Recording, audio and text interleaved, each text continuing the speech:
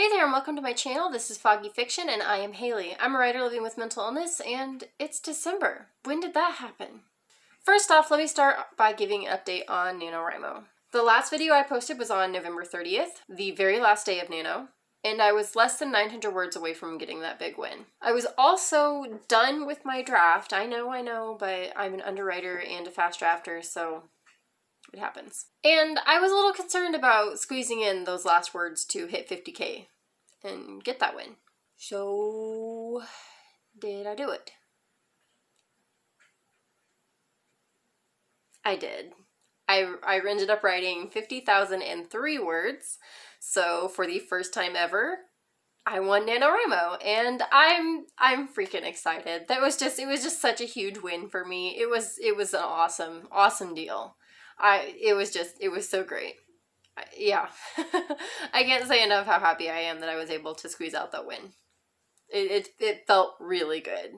Also, I can now say that I've written 2 books. I mean, they're both first drafts. They're not like done or anything, but you know, I've written 2 books and I won NaNoWriMo for the first time. And so yeah, it feels good. It feels good. It's nice to have something to feel good about.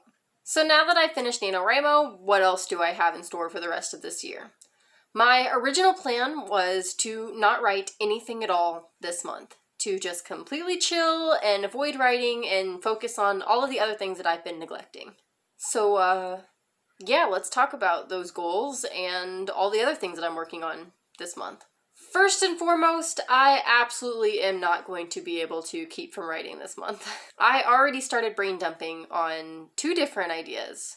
Shelved the first one, actually, and am deciding to stick with the second one. While I am not going to actually start writing the draft, I do intend to continue brain dumping, really flesh out that idea, and have a decent outline by the end of this month.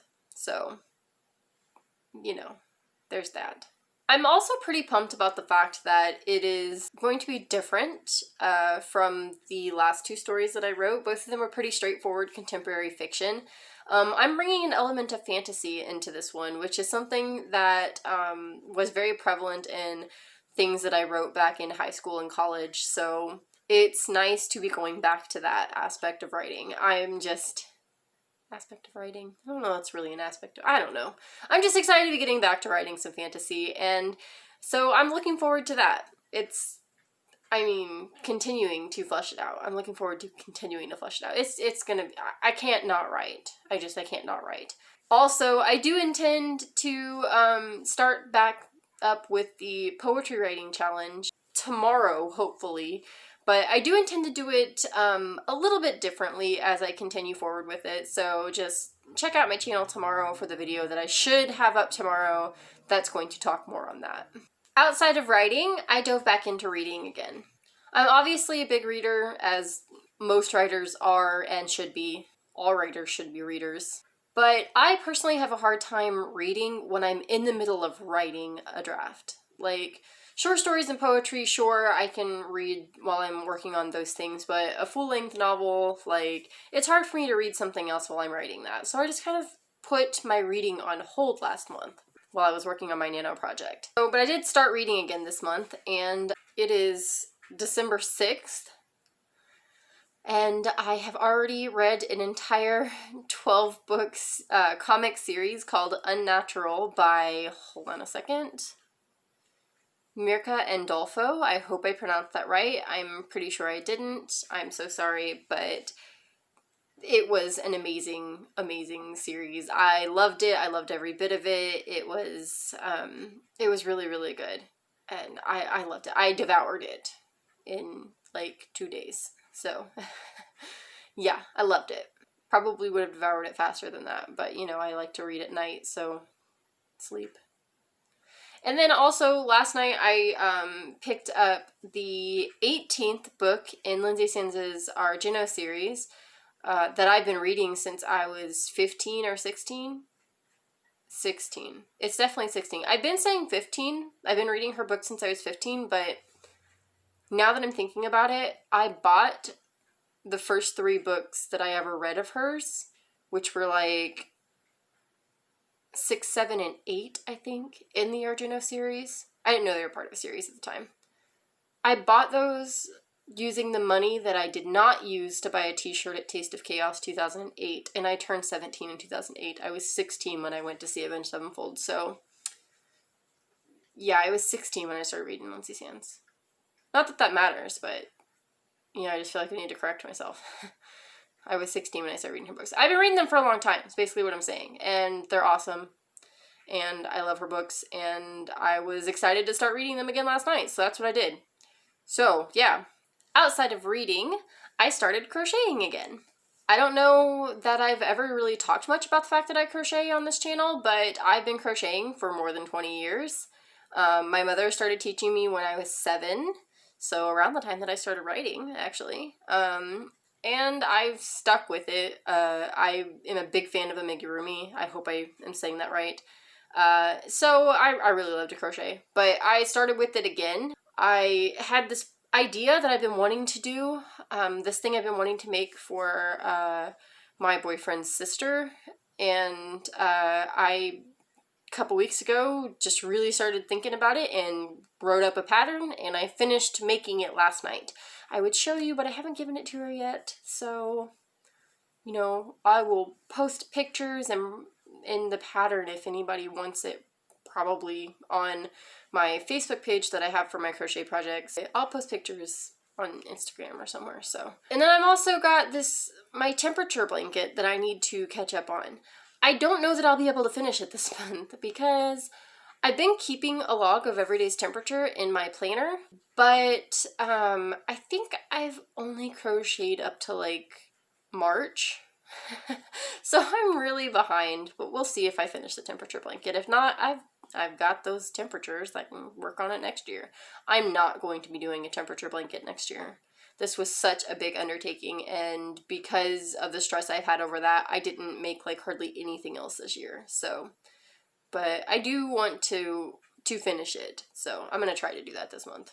Outside of crocheting and going back to the planner I mentioned, I'm going to finally dig into my ever-growing planner haul that I've gotten this year and start working on the first quarter of 2021 going into that planner. I use a bullet journal style planner technique with dot paper. I started using that style this year, and for the first time in my life, I have actually stuck with the planner for more than a few weeks or a month. I've been using my planner all year.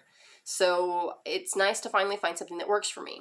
However, the one that I've got this year is a notebook, like a spiral notebook journal. It is specifically a journal though. It's got 3 different styles of paper in it. It's got lined paper, dot paper, and blank paper for sketching, which I do like. I've used it for, my journal all year. I've also put writing notes in it, and I've used the sketch paper a little bit. So I really like it, but it's just so rigid. I'm excited to switch to the A5 binder for next year so that I can move things around if I need to, and it's not going to be as big of a worry. You know, I can make mistakes and not have to worry about running out of paper or not being able to move them around. So I'm excited for that. I've also been buying things for next year's planning since August, so I've got a pretty big haul on that, and I'm so excited to dive in and use that stuff. I also do intend to do a video showing you my planner haul, so watch out for that sometime this month probably. I'm also going to get my Kanban board up and ready to go for quarter 1. I'm looking at it right now, and I've got almost all of the goals that I put up for this month have been done. So I'm excited. I like the Kanban board, and it's fun, and I like it. So especially with using it with my planner, it's been cool. So I do intend to do that next quarter too, and I need to get that ready to go before the end of this month. And outside of my planner and Kanban board, I'm just playing video games. I had some birthday money that I decided to put into getting a month of Fallout First for Fallout 76, and I'm going to regret it because now I'm going to want it every month, the same as I did whenever I had ESO Plus, and the unlimited storage for your junk is just or your crafting supplies is just, it's so needed.